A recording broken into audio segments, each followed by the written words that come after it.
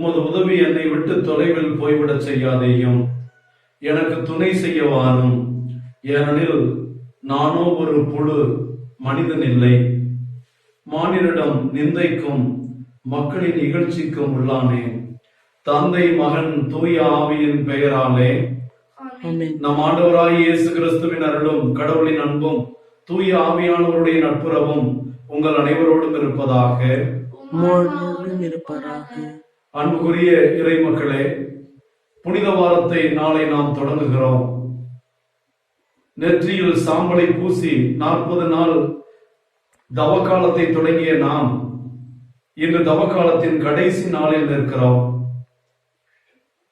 குருத்து ஞாயிற்கு முந்தைய சனிக்கிழமை காலை திருப்பலிக்கு வந்திருக்கிற நமக்கு கடவுளுடைய வார்த்தை மிகவும் நம்பிக்கை கொள்ளக்கூடியதாக இருக்கிறது. இன்றைய முதல் வாசகத்திலே எசேக்கியேல் இறைவாக்கினர் பாபிலோனிலே அடிமைகளாக இஸ்ராயேல் மக்கள், ஒரே அரசன், ஒரே மக்கள், ஒரே ஆயன், ஒரே மந்தையுமாக வாழ்ந்தவர்கள், 12 கோத்திரங்களில் 10 இஸ்ராயேல் அரசாகவும் 2 கோத்திரங்கள் யூதா அரசாகவும் பிரிந்ததனால் அந்நியர்களுக்கும் எதிரிகளுக்கும் அவர்கள் பலியாகி அவருடைய பாவங்களினால் அவர்கள் மறுபடியும் அடிமைகளாக போகிற ஆபத்து நிலையில அடிமைகளாய் வேதனைப்பட்ட போது எசேக்கியேல் இறைவாக்கினர் கடவுளுடைய மீட்பளிக்கும் செய்தியை சொல்லுகிறார். கடவுள் தாமே மறுபடியும் யாக்கோப்பின் 12 குலங்களையும் ஒன்றாக சேர்த்து யாக்கோப்பிற்கு வழங்கிய நாட்டிற்கு அழைத்து வந்து அவர்களை மறுபடியும் தம் மக்களாக நிலைநிறுத்துவார். கடவுள் அவர்களுக்கு மக்களாக இருப்பார், அவர்கள் கடவுளுடைய மக்களாக இருப்பார்கள். ஆக கடவுளும் கடவுளுக்குரிய மக்களுமாகவும் தகப்பனும் பிள்ளைகளுக்குரிய வாஞ்சியோடு மறுபடியும் இஸ்ராயலினம் கட்டை எழுப்பப்படும் என்ற நற்செய்தியானது கொடுக்கப்படுகிறது. இன்றைய நற்செய்தியில இயேசு ஆண்டவர் அவர் செய்த அரும்பெரும் செயல்களை எல்லாம் அவர்கள் யூத தலைவர்கள் கண்டு அஞ்சி அவரை கொல்ல முயற்சி செய்கிறார்கள். ஆனால் அவரை கொல்வது கூட இந்த உலகிற்கு அரும்பெரும் செயலான மீட்பை, சிதறி கிடக்கின்ற எல்லா மக்களையும் ஒரே மயனும் ஒரே மந்தையுமாக கல்வாரியில் தந்தையோடு ஒன்று சேர்க்கிற பணியை செய்ய போகிறது என்பதை அவர்கள் மறந்து போனார்கள். ஆகவே கடவுள் நம்மோடு இருக்கிறார். நாம் எவ்வளவு வேதனையில் இருந்தாலும் அவர் மறுபடியும் நம்மை ஒன்று சேர்ப்பார், நம்மை கட்டி எழுப்புவார். இந்த கொரோனா தொற்று நோயில் இருந்தும் வைரஸில் இருந்தும் மறுபடியும் நம்மை காப்பார் என்ற நம்பிக்கை செய்தியை தந்து நாளை நாம் புனித வாரத்தை தொடங்குகிறோம். இந்த புனித வார திருப்பயணத்திலே இயேசுவோடு பயணிக்கிற நாம் சிலுவையில் நம் கண்களை பதித்து ஒவ்வொரு தொற்று நோய் பாதிக்கப்பட்ட கொரோனா வைரஸுக்கு உள்ளான ஒவ்வொரு நோயாளியையும் நாம் ஆண்டவரிடம் சமர்ப்பிப்போம். இந்த நோயிலே பாதிப்புக்குள்ளாயும் மரித்து போன அவர்களுடைய ஆன்மாக்களை ஆண்டவரிடம் ஒப்புக் கொடுப்போம். இந்த வேதனையில் இருக்கிற உலகத்தை, பீதியில் இருக்கிற உலகத்தை, அவநம்பிக்கையில் இருக்கிற உலகத்தை, துன்பம் நம்மை கடவுளிடமிருந்து பிரிக்க முடியாது என்று சொல்லுகின்ற விதமாக கடவுளோடு சேர்த்து இந்த எருசலேம் நோக்கிய கல்வாரி நோக்கிய பயணத்தில் இந்த புனித வாரத்தில் இயேசு கொரோனாவை சிலுவையிலே அறைய வேண்டும். மக்கள் எல்லாரும் கொரோனா இல்லாத ஒரு உலகிற்கு பிறந்து இயேசுவின் பிள்ளைகளாக, இயேசுவை கடவுள் என்று ஏற்றுக்கொள்கிற பிள்ளைகளாக, இயேசுவின் ராஜ்யத்திற்கு ஒன்றுபட்டு வருகிற பிள்ளைகளாக இருக்க நாம் உருக்கமாக ஜெபிப்போம். இந்த திருப்பலியை தகுந்த முறையில் ஒப்புக் கொடுக்க, துன்பம் வரும்போது கடவுளை பழித்தும் கடவுளை புறந்தள்ளியும் கடவுள் இருக்கிறாரா என்றும் கேட்டு, கடவுள் நம் துன்பத்தின் மத்தியிலும் நம்மோடு பிரசன்னமாய் இருக்கிறார், அவர் நம்மை கைவிடுவதில்லை என்ற உண்மையான விசுவாசத்திற்கு வர உருக்கமாக மன்றாடுவோம். எல்லாம் வல்ல இறைவனிடமும் சகோதர சகோதரிகளிடமும் நான் பாவி என்று ஏற்றுக்கொள்கிறேன். சிந்தனையாலும் சொல்லாலும் செயலாலும் கடமை தவிராலும் பாவங்கள் பல செய்தேன். என் பாவமே, என் பாவமே, என் பெரும் பாவமே. ஆகையால் இப்பொழுது கனியான பரிசுத்த மரியாதையும் வானதுதர் புனித அனைவரையும் சகோதர சகோதரிகளையும் நாம் தேவனாய ஆண்டவரிடம் எமக்காக வேண்டிக் கொள்ள மன்றாடுகிறேன். எல்லாம் வல்ல இறைவன் நம் மீது இரக்கம் வைத்து நம் பாவங்களை எல்லாம் மன்னித்து நாம் பங்கெடுக்கும் இந்த திருப்பலி வழியாக நம்மை முடிவில்லாத வாழ்வுக்கு அழைத்து செல்வாராக. ஆண்டவரே இரக்கமாயிரும், ஆண்டவரே இரக்கமாயிரும், கிறிஸ்துவே இரக்கமாயிரும், கிறிஸ்துவே இரக்கமாயிரும், ஆண்டவரே இரக்கமாயிரும், ஆண்டவரே இரக்கமாயிரும். ஜெபிப்போமாக. இறைவா, கிறிஸ்துவில் புதுப்பிறப்படைந்துள்ள அனைவரையும் தேர்ந்தெடுக்கப்பட்ட வழிமரபினராகவும் அரசு குருக்களின் கூட்டத்தினராகவும் விளங்கச் செய்தீரே. இவ்வாறு மேன்மையான நிலைக்கு அழைக்கப்பட்ட இவ்வுலக மக்களாகிய நாங்கள் உம்மை பிரிந்து உம்மை மறந்து உம்முடைய கட்டளைகளை மீறி பாவ நிலையில் இருந்ததனால் பாவத்தின் பலனாக பல்வேறு துன்பங்களையும் குறிப்பாக இப்போது கொரோனா என்ற தொற்று நோயின் பாதிப்பிற்குள்ளாகி நாங்கள் படும் வேதனைகளை கண்ணோக்கி அருளும்.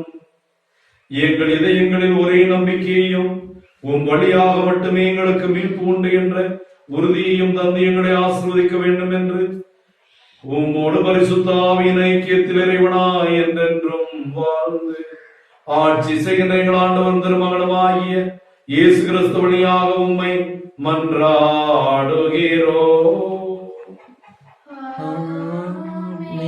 முதல் வாசகம். இஸ்ரேலை ஒரே நாட்டினர் ஆக்குவேன். இறைவாக்கினர் எசேக்கியேல் நூலிலிருந்து வாசகம். அதிகாரம் 37. இறைவனின் உயிருள்ள வார்த்தைகள் 21 முதல் 28 இறுதியாக. தலைவராகிய ஆண்டவர் கூறியது: இதோ, நான் இஸ்ரேலர் சிதறுண்ட நாடுகளில் இருந்து அவர்களை அழைத்து எம் அருகே நின்று கூட்டி சேர்த்து அவர்களின் சொந்த நாட்டிற்கு கொணர்வேன். இஸ்ரேலின் மலைகள் மீது அவர்களை ஒரே நாட்டினர் ஆக்குவேன். அவர்கள் எல்லோருக்கும் ஒரே அரசன் இருப்பான். அவர்கள் இனிமேல் ஒருபோதும் இரு நாடுகளாகவோ இரு அரசலாகவோ பிரிந்திரார். அவர்கள் இனிமேல் ஒருபோதும் தங்கள் தெய்வங்கள் சிலைகளாலோ இழந்த அருவருப்பான பொருள்களாலோ தங்கள் வேறெந்த குற்றங்களாலோ தங்களை தீட்டுப்படுத்திக் கொள்ள மாட்டார்கள். ஏனெனில் அவர்கள் பாவம் செய்ய எல்லா குடியிருப்புகளிலிருந்தும் அவர்களை நான் மீட்டு தூய்மையாக்குவேன்.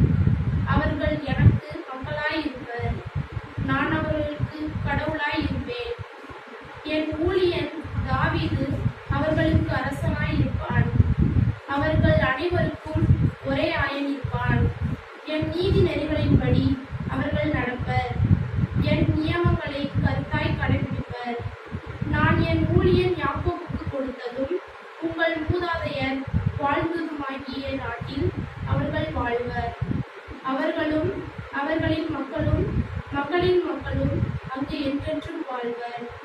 என் ஊழியன் தாவீது என்றென்றும் அவர்களின் தலைவனாய் இருப்பான்.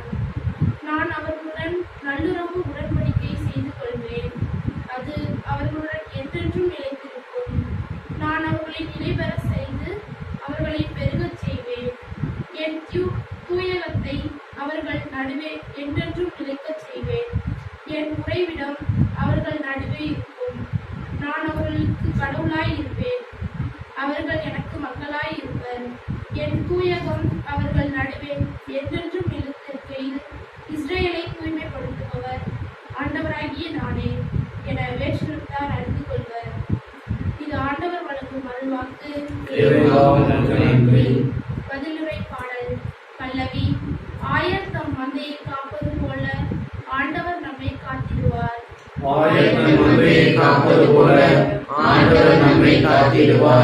மக்களினத்தாரே, ஆண்டவரின் வாக்கை கேளுங்கள். தொலையில் உள்ள கடலோர பகுதிகளில் அதை அறிவியுங்கள். இஸ்ரேலை சிதறடித்தவரே, அதை கூட்டி சேர்ப்பார். ஆயர் தம் மந்தையை காப்பது போல் அதை காப்பார் என்று சொல்லுங்கள். பல்லவி. ஆயர் தம் மந்தையை காப்பது போல ஆண்டவர் நம்மை காத்திடுவார். ஏனெனில் யாக்கோபை ஆண்டவர் மீட்டார். அவனிலும் வலியவன் கையினின்று அவனை விடுவித்தார்.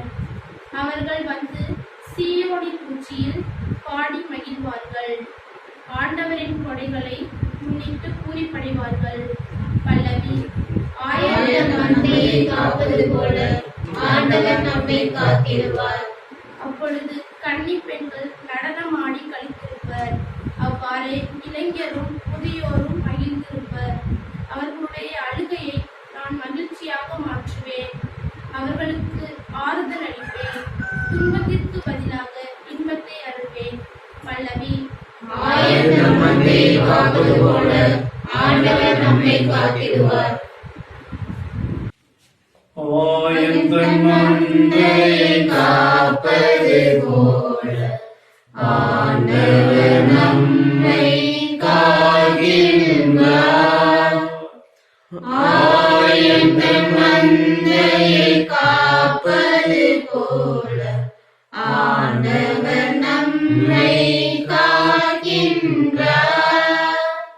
எனக்கு எதிராக நீங்கள் இழைத்த குற்றங்கள் அனைத்தையும் விட்டு விடுங்கள். புதிய இதயத்தையும் புதிய மனதையும் பெற்றுக் கொள்வீர்களாக. ஆயத்தன் மந்தையை காப்பது போல ஆண்டவர் நம்மை காக்கின்றார். ஆண்டவர் உங்களோடு இருப்பாராக. உம் ஆன்மாவோடும் இருப்பாராக. தூய யோவான் எழுதிய நற்செய்தியிலிருந்து வாசகம். ஆண்டவரே மாட்சி உமக்கே. அக்காலத்தில் மரியாவிடம் வந்திருந்த யூதர் பலர் இயேசு செய்ததை கண்டு அவரை நம்பிக்கை கொண்டனர். ஆனால் அவர்களுள் சிலர் பரிசேயரிடம் சென்று இயேசு செய்ததை தெரிவித்தனர். தலைமை குருக்களும் பரிசேயரும் தலைமை சங்கத்தை கூட்டி, இந்த ஆள் பல அரும் அடையாளங்களை செய்து கொண்டிருக்கிறானே, என்ன செய்யலாம்? இவனை இப்படியே விட்டுவிட்டால் அனைவரும் இவனிடம் நம்பிக்கை கொள்வர். அப்போது உரோமையர் வந்து நம் தூய இடத்தையும் நம் இனத்தையும் அழித்து விடுவார்களே என்று பேசிக் கொண்டனர். கயபா என்பவர் அவர்களுள் ஒருவர். அவர் அவ்வாண்டின் தலைமை குருவாயிருந்தார். அவர் அவர்களிடம், உங்களுக்கு ஒன்றும் தெரியவில்லை. இனம் முழுவதும் அழிந்து போவதை விட ஒரு மனிதன் மட்டும் மக்களுக்காக இறப்பது நல்லது என்பதை நீங்கள் உணரவில்லை என்று சொன்னார். இதை அவர் தாமாக சொல்லவில்லை. அவர் அவ்வாண்டின் தலைமை குருவாயிருந்ததால் இயேசு தம் இனத்திற்காகவும் தம் இனத்திற்காக மட்டுமின்றி சிதறி வாழ்ந்த கடவுளின் பிள்ளைகளை ஒன்று சேர்க்கும் நோக்குடனும் அவர்களுக்காகவும் இறக்கப் போகிறார் என்று இறைவாக்குவாக சொன்னார். ஆகவே அன்றிலிருந்தே அவர்கள் இயேசுவை கொன்றுவிட திட்டம் தீட்டினார்கள். அது முதல் இயேசு யூதர்களுடைய வெளிப்படையாக நடமாடவில்லை. அவர் அவ்விடத்தில் நின்று அகன்று பாலை நிலத்திற்கு அருகில் உள்ள பகுதிக்கு போனார். அங்கே எப்ராயிம் என்னும் ஊரில் தம் சீடருடன் தங்கியிருந்தார். யூதர்களுடைய பாஸ்கா விழா அண்மையில் நிகழ இருந்தது. விழாவுக்கு முன் தங்கள் தூய்மை சடங்குகளை நிறைவேற்ற பலர் நாட்டுப்புறங்களில் இருந்தும் எருசலேமுக்கு சென்றனர். அங்கே அவர்கள் இயேசுவை தேடினார்கள். அவர் திருவிழாவுக்கு வரமாட்டாரா? நீங்கள் என்ன நினைக்கிறீர்கள் என்று கோவிலில் நின்று கொண்டிருந்தவர்கள் தங்களிடையே பேசிக் கொண்டார்கள். ஏனெனில் தலைமை குருக்களும் பரிசேயர்களும் இயேசுவை பிடிக்க எண்ணி அவர் இருக்கும் இடம் யாருக்காவது தெரிந்தால் தங்களிடம் வந்து அறிவிக்க வேண்டும் என கட்டளையிட்டிருந்தார்கள். இது வாழ்வு தரும் ஆண்டவரின் அருள் வாக்கு. ஆண்டவரை அனைத்து நிறுவனமை போற்றுகிறோம். அருளுக்கு நாங்கள் இந்த அப்பத்தை பெற்றுக்கொண்டோம். நிலத்தின் உழைப்பும் மனித உழைப்பும் பயன்மான இந்த அப்பம் எங்களுக்கு வாழ்வளிக்கும் அப்பமாக மாறும்.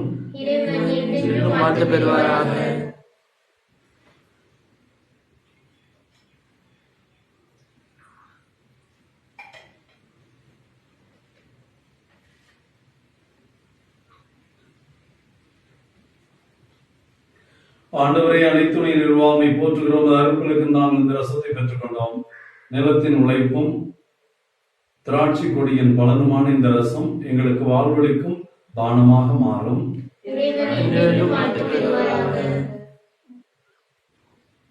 ஆண்டவரை என்னை குற்றம் நீங்கி கல்வியர்கள் நான் முற்றிலும் பாவத்திலிருந்து விடுபட்டு ஒப்பு கொடுக்கும் இந்த திருப்பலி உமக்கு வந்ததாக மாறுவதாக. அன்புக்குரியவர்களே, உங்களுடையதும் என்னுடையதுமான இந்த திருப்பலி எல்லாமல தந்தையாகிய கடவுளுக்கு ஏற்றதாகும்படி ஜெபியுங்கள்.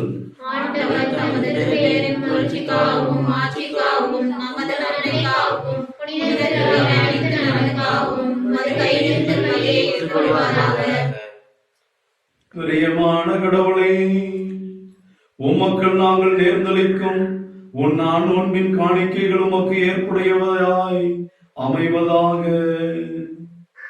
அவை எங்கள் பாவங்களை போக்கி உமது அருளை எங்களுக்கு பெற்று தரவும் உம் அருளை பெறுவதற்கு தகுதியுடையவர்களாக எங்களை மாற்றவும் உதவி செய்ய வேண்டும் என்று எங்கள் ஆண்டவராகிய கிறிஸ்து வழியாக உம்மை மன்றாடுகிறோம்.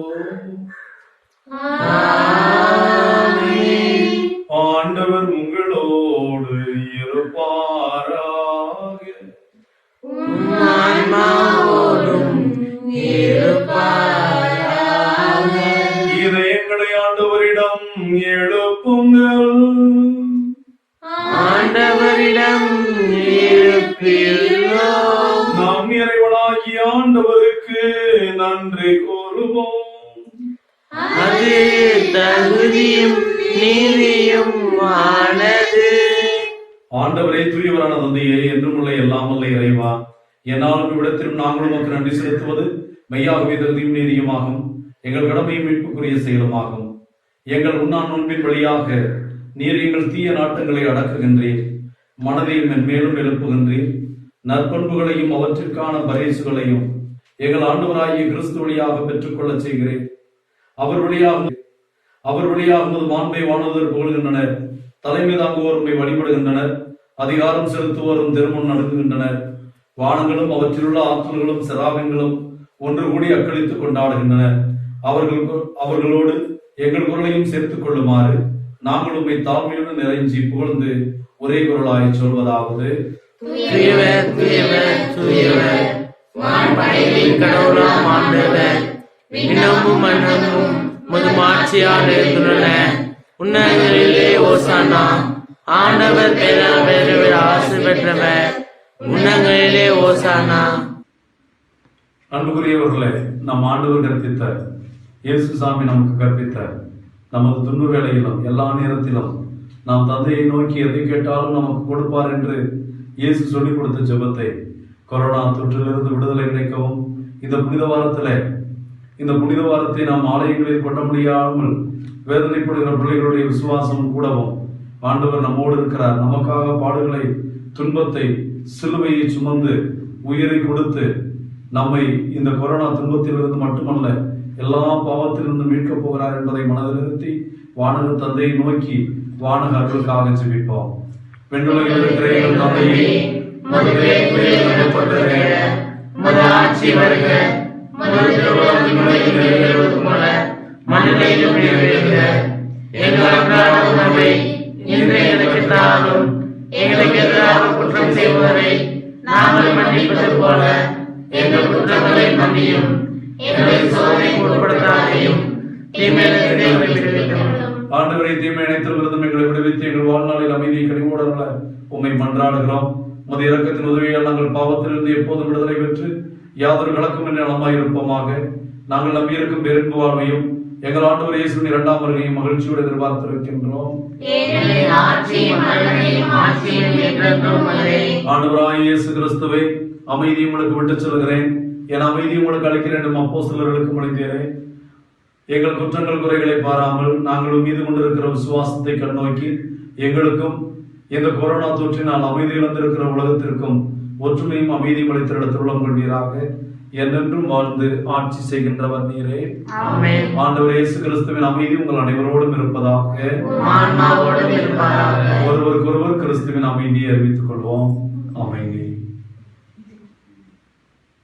உலகின் பாவங்களை போக்கும் எங்கள் மேல் இரக்கமாயிரம். உலகின் பாவங்களை போக்கும் இறைவனின் செம்மறியே, எங்கள் மேல் இரக்கமாயிரம். உலகின் பாவங்களை போக்கும் இறைவனின் செம்மறியே, எங்களுக்கு அமைதியை அளித்தருளும். அன்பார்ந்தவர்களை, நம் ஆண்டவர் இயேசு கிறிஸ்து நம் பாவங்களுக்காக மரிக்கப் போகிறவர். நம்முடைய விடுதலைக்காக தன்னையே அடிமையாக்கிக் கொள்ள முன்வந்தவர். அவருடைய இரத்தத்தினால் மீட்கப்பட்டவர்கள். அவர் ஆலயமாக, எருசலேமாக, திருச்சபையாக, நம் மறுயுடலாக நமக்காக தன்னையே கையளிக்கிறார். இந்த நற்கருணை விருந்திலே கலந்து கொள்கின்ற பாக்கியத்தை பெறாமல் வாடிக்கொண்டிருக்கிற திருச்சபை, ஆலயங்கள் மூடப்பட்டு அன்றாட திருப்பலி இல்லாமல் நம் வாழ்வின் மையமாக இருக்கிற நற்கருணை விருந்தில் பங்கு பெற முடியாமல் இருக்கிற திருச்சபை, ஆன்மீக ரீதியில இந்த திருவிருந்தில் பங்கு பெறுகின்ற இந்த திருப்பலியை நாம் காண்கின்ற வாய்ப்பு கிடைத்ததற்காக நாம் பேறு பெற்றோர். அடிமையாக்கிக் கொள்ள முன்வந்தவர். அவருடைய இரத்தத்தினால் மீட்கப்பட்டவர்கள் அவர் ஆலயமாக, எருசலேமாக, திருச்சபையாக, நம் மறுயுடலாக நமக்காக தன்னையே கையளிக்கிறார். இந்த நற்கருணை விருந்திலே கலந்து கொள்கின்ற பாக்கியத்தை பெறாமல் வாடிக்கொண்டிருக்கிற திருச்சபை, ஆலயங்கள் மூடப்பட்டு அன்றாட திருப்பலி இல்லாமல் நம் வாழ்வின் மையமாக இருக்கிற நற்கருணை விருந்தில் பங்கு பெற முடியாமல் இருக்கிற திருச்சபை, ஆன்மீக ரீதியில இந்த திருவிருந்தில் பங்கு பெறுகின்ற இந்த திருப்பலியை நாம் காண்கின்ற வாய்ப்பு கிடைத்ததற்காக நாம் பேறு பெற்றோர். ஆண்டவரே,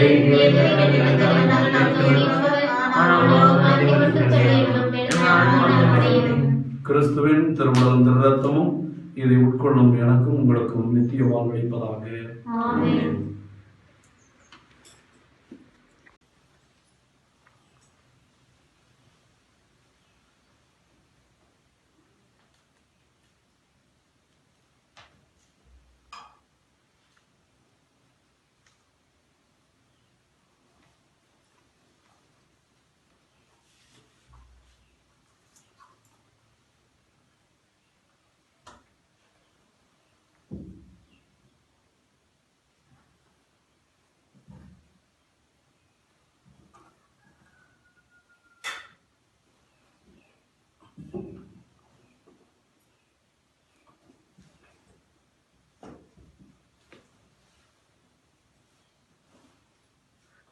சிதறி வாழ்ந்த கடவுளின் பிள்ளைகளை ஒன்றாய் சேர்க்கும் பொருட்டு கடவுளின் மகனே நமக்காக கையளிக்கப்பட்டார்.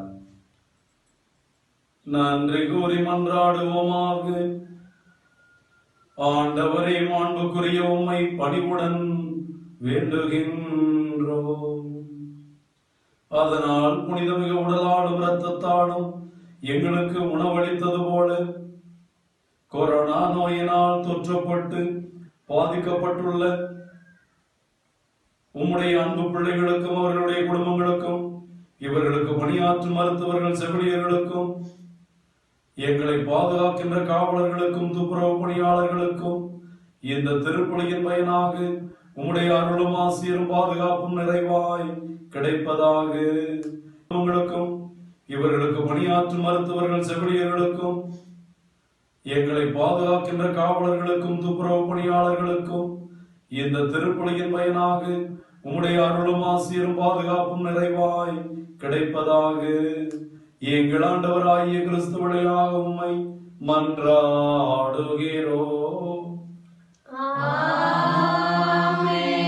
ஆண்டவர் உங்களோடு இருப்பாராக.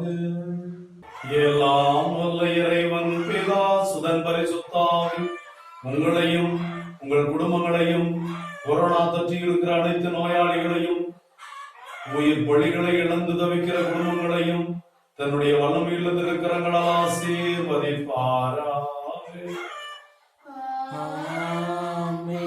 ஆண்டவர் நம்மோடு இருந்து இந்த புனித வாரத்தில் கொரோனா தீமையிலிருந்தும் பாவத்தின் கொடுமையிலிருந்தும் விடுவிப்பார் என்ற நம்பிக்கையில் சென்று வாழுங்கள். திருப்பலி நிறைவேறிற்று.